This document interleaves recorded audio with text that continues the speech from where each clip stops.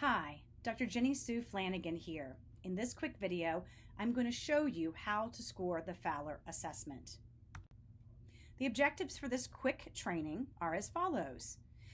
The Fowler assessment is a tool that you can use to identify a student's starting point in terms of their ability to design an investigation.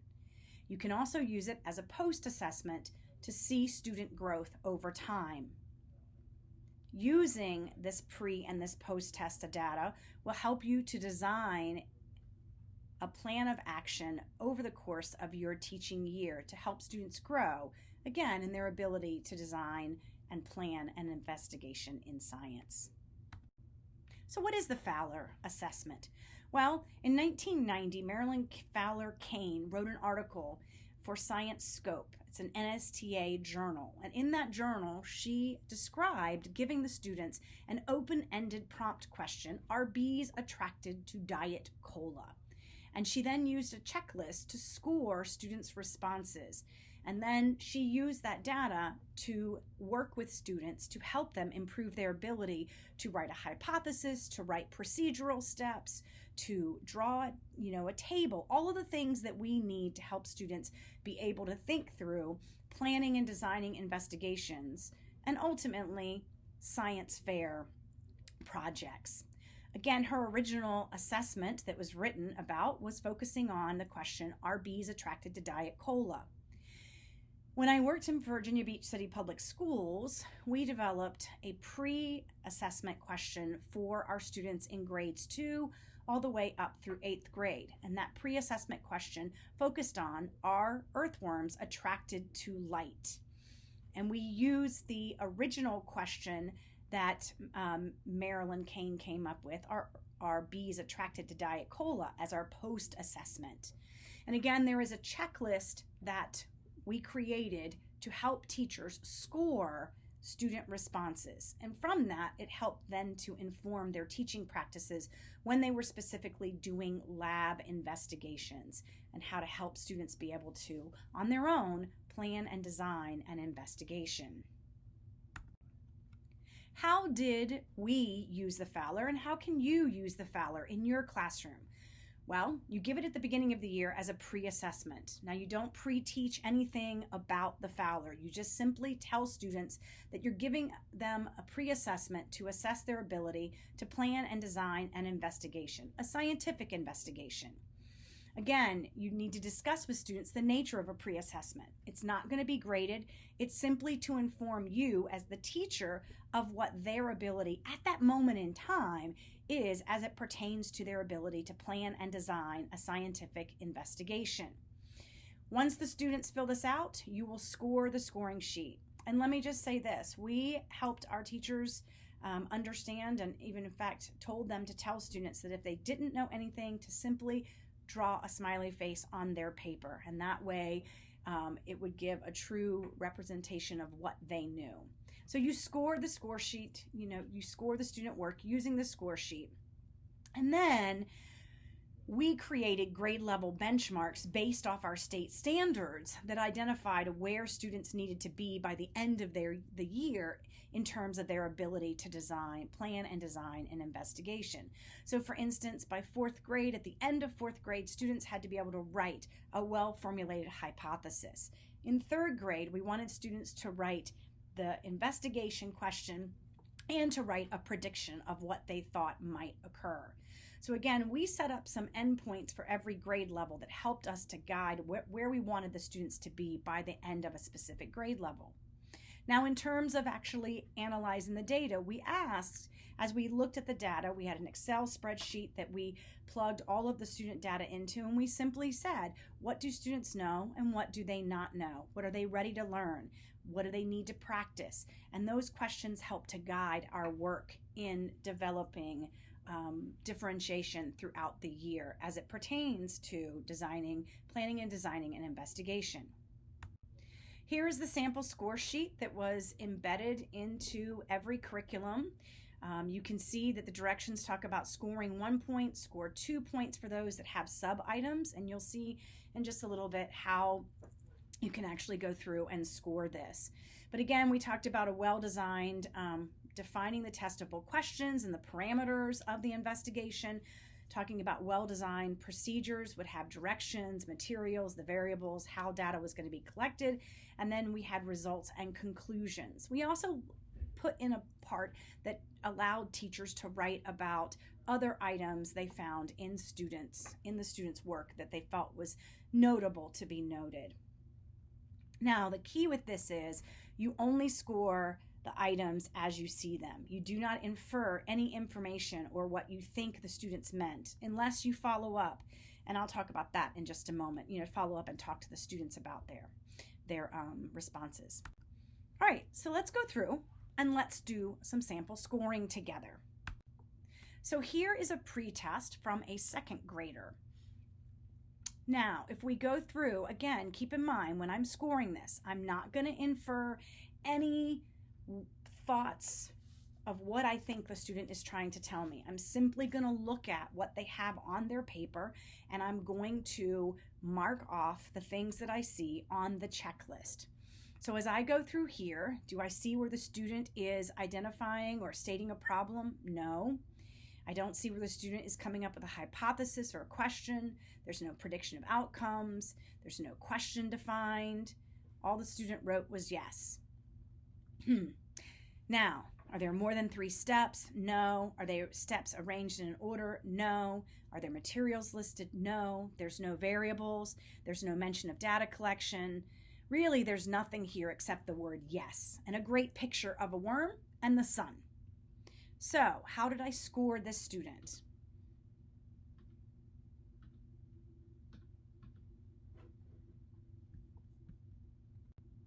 Well, I gave the student 0 points. I did mark down that the student wrote yes upon discussing with the student. When I talked to the student about their response, they said they saw earthworms outside after a hard rain, and so I wrote that down. But again, the student scored 0 points. So they are starting off in second grade at the very beginning of being able to plan and design an investigation. So this is a great place for a teacher to have students be, right? We have a lot we can teach this student. Let's look at a 4th grade example.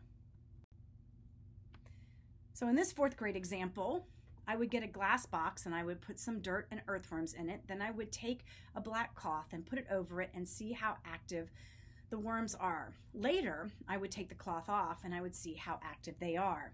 So again, going through the question pieces, do I see where a question is being stated or a problem? No. Do I see any hypothesis? No. Any prediction of outcome? No. Any question defining the terms of the investigations? No. Do I see more than 3 steps? Yes. Are those steps arranged sequentially? Yes. Do I see materials listed? Now, I don't have a nice list of materials that says materials, but I do see that the student has written down that they need to use certain materials. So I can give them 1 point there. Do I see any variables? No. Do I see any data collection? Plans to repeat testing, plans to observe? Yes, I do see plans to observe. And so I'm going to mark that I do see planning to observe, because they say they're going to observe when there's, see how active they are when the black cloth is on, and then they're going to take the black cloth and they're going to see how active they are after taking off the black cloth. So I can at least give them a point there. So right now that looks to be 4 points. So this student is starting off the year in 4th grade with 4 points.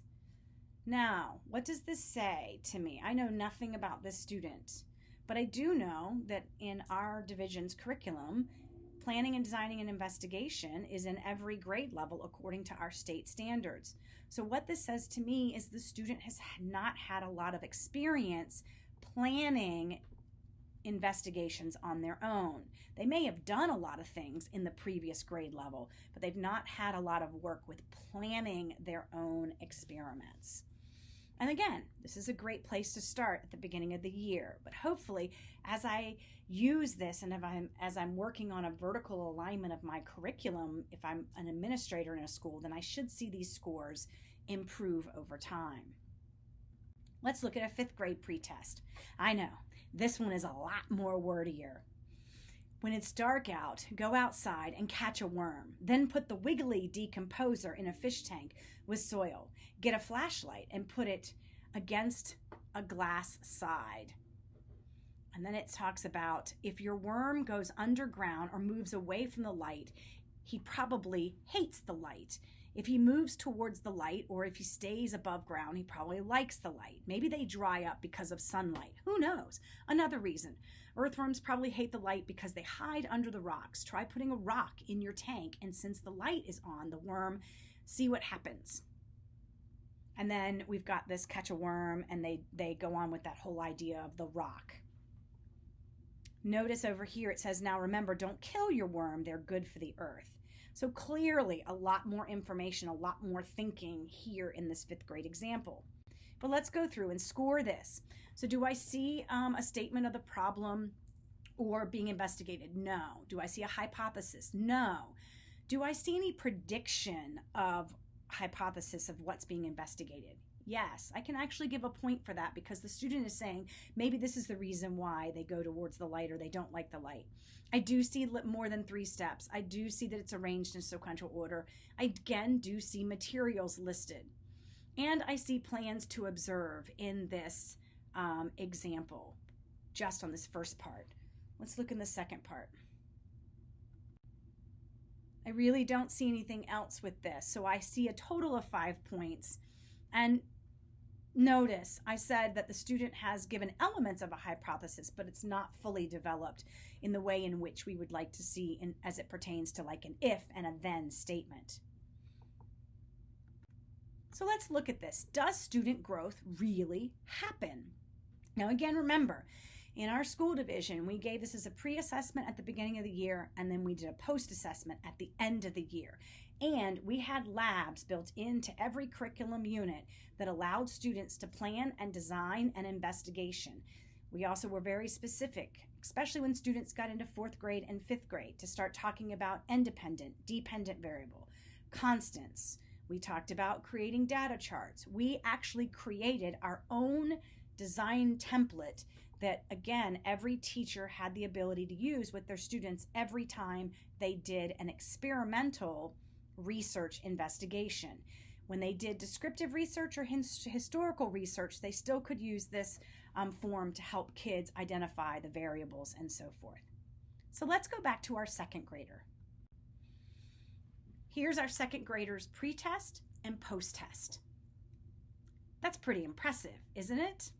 So from 0 points on the left to about 4 points on the right is what I scored this post-assessment, because I see clearly defined steps. They're in order. There's materials that are listed in there. And I also see observations that they plan to observe. So again, have we had growth in the student? Yes. The student has a clearer understanding of I need to think sequentially and I need to think about what I'm doing in my investigation. Now let's look at that 4th grade example. Look at the growth with this student. Notice at the very beginning, if I place a can of Diet Cola and regular cola in front of bees, they will be attracted to the Diet Cola. We have a hypothesis there. I also see a clear listing of materials. Look, I see independent variables and I see constant variables. I also see procedural steps. I see a data chart. I see a conclusion. Notice the students even put in sample data. Again, I can go through my score sheet, and as I score it, there's 8 potential points on this post-assessment. So from 4 points to 8 points. Lots of student growth here. And let's look at the 5th grade example. So again, remember, this is the pre-test, and this one's going to be a little bit longer. Here's the post-assessment. Look at the clear differences. Materials are nicely listed. Procedures. In fact, this student has even defined what each of those terms are. So we have a clear procedure that we're doing with this investigation. We have our independent variable, our dependent variable, our constants. We have a hypothesis. If the temperature's increased, then the bees will not be attracted. Now, one thing I did note on this student is they were focused on the temperature of the liquid, which really had nothing to do with the question that was asked, because the original question, are bees attracted to diet cola? So you're thinking it must have something to do with the sugar in it, and the idea that maybe artificial sugars are sweeter than regular sugar. So again, that was noted on here. So this student still has a little bit to grow and to learn from, even though they've done very well and they've improved. Again, here's a sample data chart with also the example of putting in actual collected data. Notice that we've got iced Diet Cola, regular, warm, and hot Diet Cola. So again, that whole idea of temperature being the variable as opposed to sticking with just the Diet Cola itself and doing regular cola. But again, I can give the student about 10 points because I see those variables marked. I see the hypothesis. I see a plan for action. I see conclusions. Like, there's so much more to this. But even if we look at the previous slides again, you can see from the pre to the post, there is a clear amount of growth that the student made. Again, the whole idea with using the Fowler assessment pre and post is to measure student growth in their ability to design an investigation. And again, we have to think about that expertise, getting our students to be experts in their ability to think and work like a scientist, happens over time, and it happens at that child's pace. It all happens based off what we do in the classroom. So the more opportunities we give for students to plan and design investigations and to help them think about the variables, think about writing that hypothesis, doing those detailed procedures, and then thinking about what would that conclusion look like, and talking about, does the data that we collect support our hypothesis or not support our hypothesis. But again, this takes time, and it takes, from one year to the next. So the Fowler assessment tool is a great tool for teachers in a school to use to really look at, beginning in lower grades all the way up to upper grades, how are we helping our students to be able to plan, design, and ultimately conduct investigations in science.